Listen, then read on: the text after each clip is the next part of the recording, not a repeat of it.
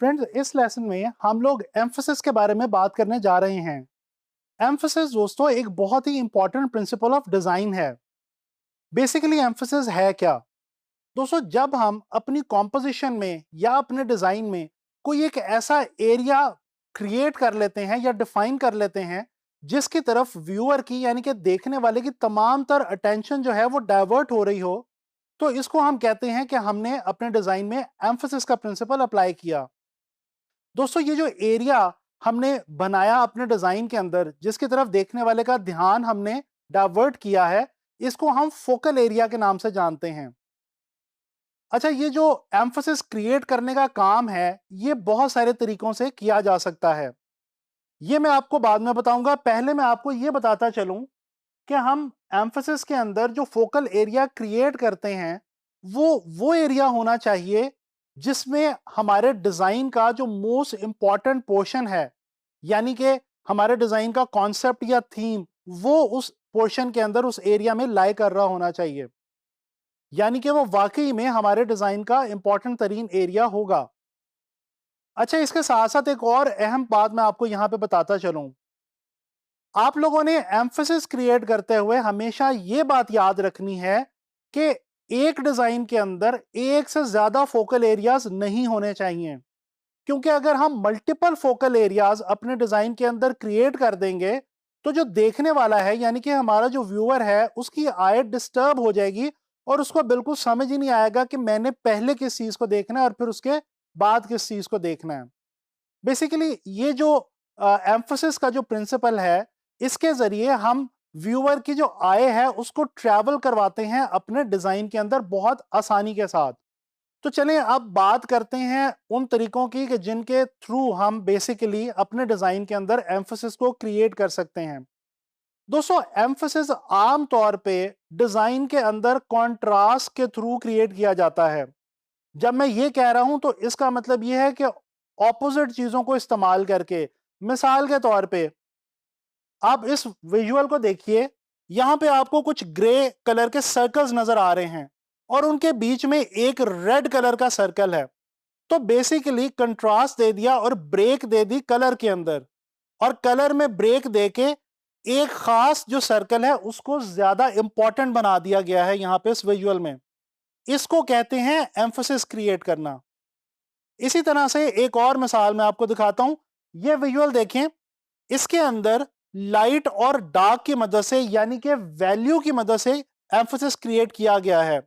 आप देख सकते हैं कि फ्रंट पे जो एक ब्लैक कलर का इमेज है वो ज्यादा अटेंशन ग्रैब कर रहा है रादर देन के जो पीछे बैकग्राउंड पे ग्रे कलर के इमेजेस हैं उनकी निस्बत। अच्छा, इसी तरह हम बाजुकात किसी पैटर्न को ब्रेक करके भी एम्फोसिस क्रिएट कर सकते हैं। इसी विजुअल को देख लीजिए, यहां पे कुछ डिफरेंट आइकॉन्स हैं, इमोजीज हैं, जो कि ज्यादातर आपको जो नजर आ रहे हैं इस विजुअल में वो स्माइल के इमोजीज हैं, लेकिन बीच में एक सैडनेस का इमोजी दे दिया और उसका कलर भी चेंज कर दिया है।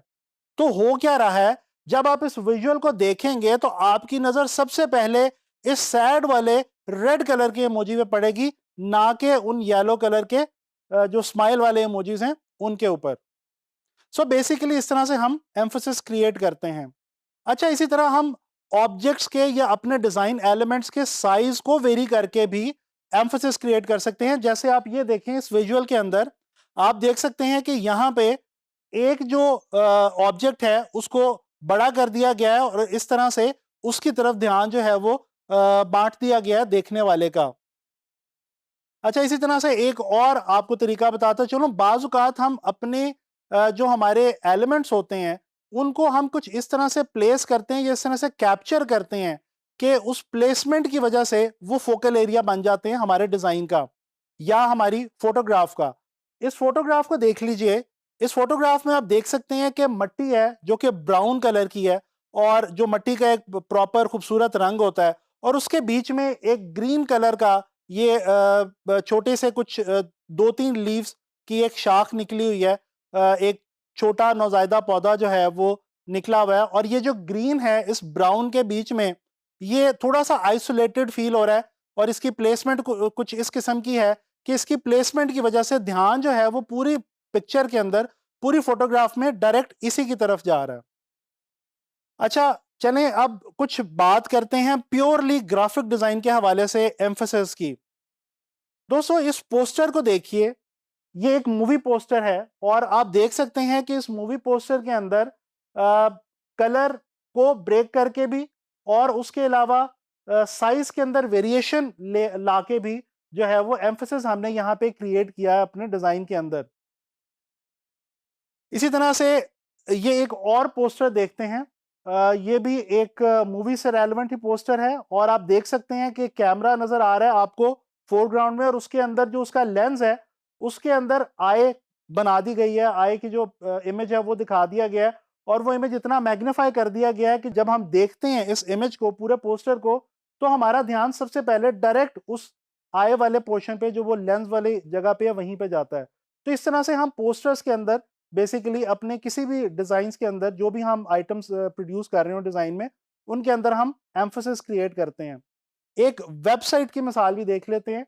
ये देखिए, ये एक वेबसाइट है एक इवेंट के हवाले से, जो कि एंटरप्रेन्योरशिप के हवाले से एक इवेंट है और आप देख सकते हैं कि इसमें बिल्कुल सेंटर में करके बड़ा करके उन्होंने लोगो जो है वो क्रिएट किया और उसके नीचे इन्होंने डेट जो है वो रख दी है और यहाँ पे इन्होंने कलर की भी वेरिएशन दी है। बैकग्राउंड पे डार्क कलर्स हैं, ग्रेज और ब्लैक्स हैं, ब्लूज हैं, डार्क ब्लूज हैं और फोरग्राउंड पे प्योर वाइट यूज करके जो है इन्होंने एक एरिया, यानी कि ये जो लोगो है और जो डेट है, इसको इन्होंने फोकल एरिया बना दिया है।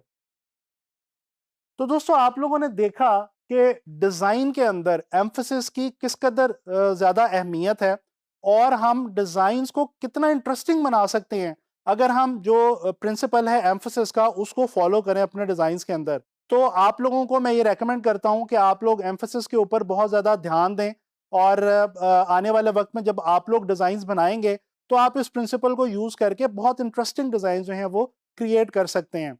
मैं उम्मीद करता हूं कि आप लोगों को ये लेसन जो है ये पसंद आया होगा। इंशाल्लाह ताला नेक्स्ट लेसन में किसी नए प्रिंसिपल ऑफ डिजाइन के हवाले से बात होगी।